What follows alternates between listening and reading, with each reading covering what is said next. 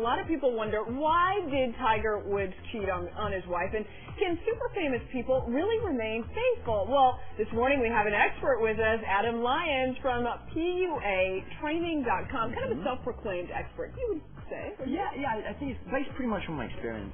I've been doing this for a very long time, going out in the field, seeing guys that sort of have problems, and you kind of start to see patterns, and you realize that there are only so many mistakes that guys make, but they're really good at making them repeatedly, and that's the issue.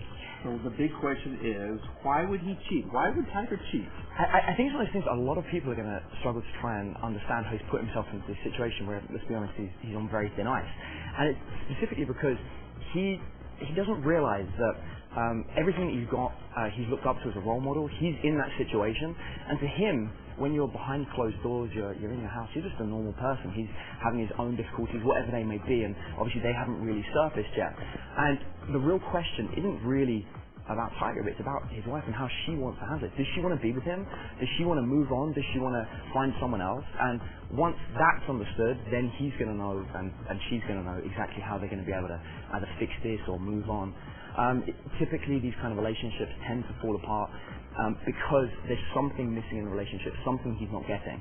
Now, whether that's something she should be giving him, or whether that's something he should be trying to build himself, again, we won't know until that comes out, but the sooner he tells us, the better. The sooner the better. Yeah, for a lot of women, it's almost, and there is no way to even, protect your marriage sometimes. You feel like that, What advice can you give to people to kind of make sure that it doesn't happen? Can you make sure it doesn't happen? Yeah, there are a couple of, telltale signs and some things to watch for. The first thing I'd say is emotional investment. Cheating doesn't start physically, it starts emotionally. And it's usually when somebody starts building an investment with somebody else, getting some kind of connection. It could be over something small, like somebody that just maybe understands his favorite sporting hobbies. Maybe there's more to Tiger outside of golf, who knows? And maybe he wants someone to be sympathetic towards that. But as soon as you start to make that emotional investment with somebody, then the physical investment tends to just be a short gap away. It's a big part of it.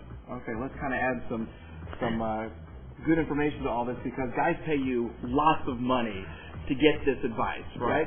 So some guys have paid you lots of money to come to an event this weekend. They have, yeah, in Atlanta. What's happening this weekend? We've got this big event in town. We travel, go to different cities and help people out. We've actually had a large group of guys ask us in the Atlanta area to come down, help them out. We'll actually be taking them through some seminars during the weekend, and then after that we're actually going to be going out in the field and watching them interact with girls and sort of giving them a bit of hands-on feedback to what they're doing right or wrong. Okay. That would be it. Very, very quickly, we're out of time. What's the number one mistake guys make?